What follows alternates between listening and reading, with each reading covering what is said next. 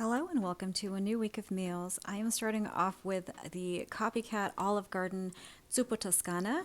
This is such a hearty, delicious, really easy, really easy dinner.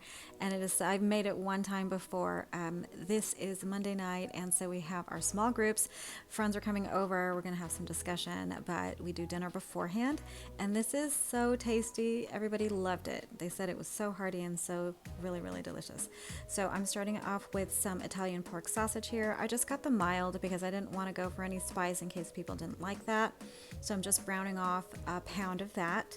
And then I'm going to add some clipped bacon or cut bacon. You can chop this up. I was kind of being a little bit lazy, so I took my kitchen shears and I cut that up and put that in this with the pork.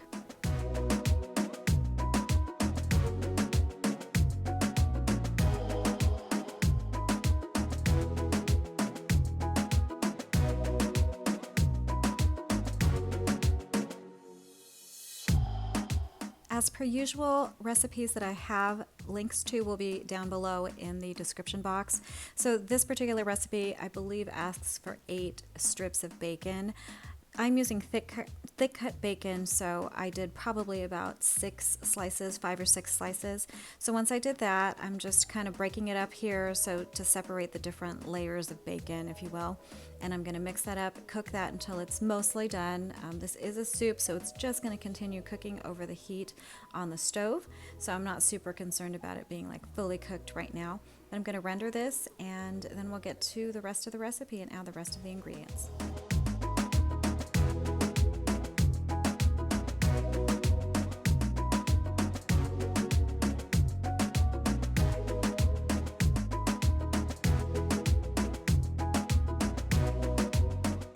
Once that's mostly cooked through, I'm going to add an onion here.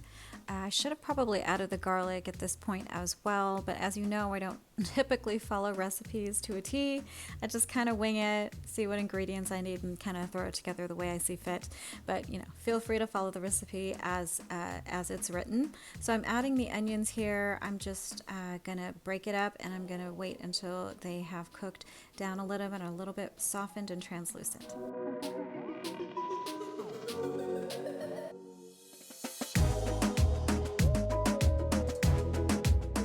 Here's a heaping spoonful of minced garlic. Add as much or little as you like. I really like a lot of garlic, so I put a lot of garlic. So I'm going to stir that now, and then the next bit is to add a spoonful, I believe it's 2 tablespoons of flour. I just took a big heaping spoonful of it. This is to thicken the sauce, the soup, when it's finished. So I'm just doing that here. I'm going to stir it around to make sure it's kind of cooked through so we don't have any raw flour there. And then I'm going to add the rest of the ingredients.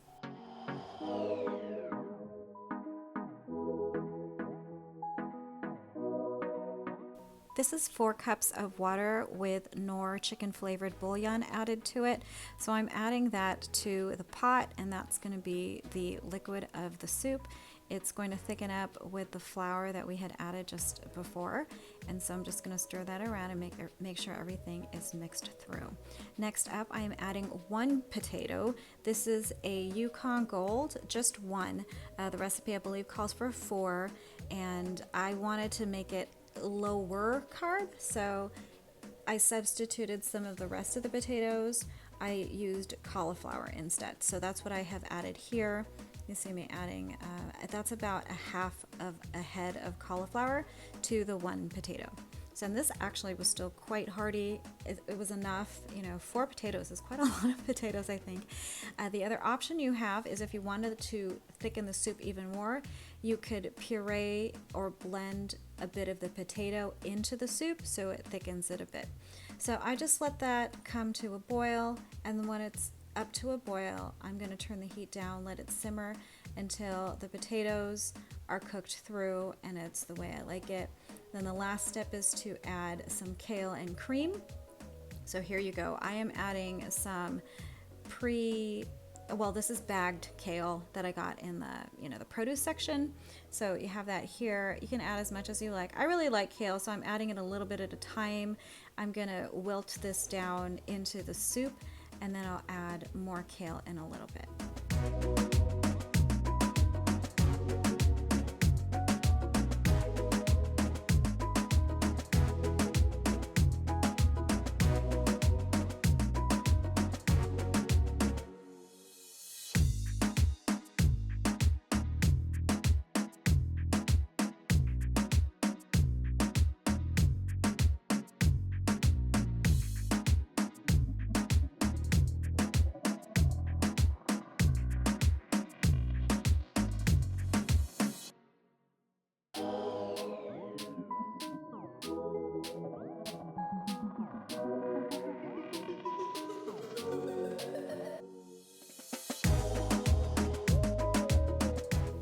adding what heavy cream I happen to have in the refrigerator, and we're gonna stir that up. I'm gonna taste it and see if I think it needs anything. I'm gonna add some salt and pepper, and then that's pretty much ready to go for dinner.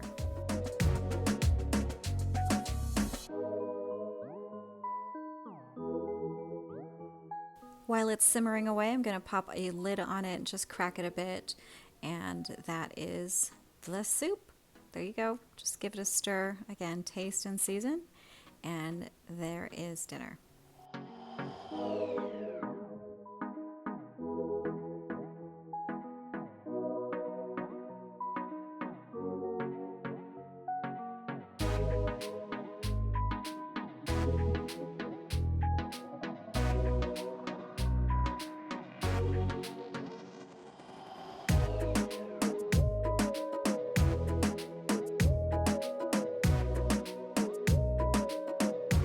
Once everyone arrived, we served up dinner. You can see we have a side salad. One of the ladies, I believe it's her sister or sister-in-law, made some candied kumquats. We've got some roasted potatoes here from her garden. There's our soup, and there's also a little bit of dessert. I'll show you in just a second. It's similar to like a cassava cake, kind of like a Filipino dessert. It was really, really good. It's almost like the texture of, I don't want to say mochi necessarily, it's firmer than that. And then I also served with some bread here, and that was our dinner for the first night. Next up, we have some Korean barbecue. These are sort of like Kalbi short ribs. So I got these on clearance at the store, just marinated them, and here they are out of the oven. Really simple. I'm gonna serve this with some rice for the guys, and then I've got a side of broccoli. Really, really easy for the next night. This sauce was so sweet. It was almost too sweet for me, to be honest, but it was really tasty, really just like a restaurant. So really yummy, yummy dinner on this particular night.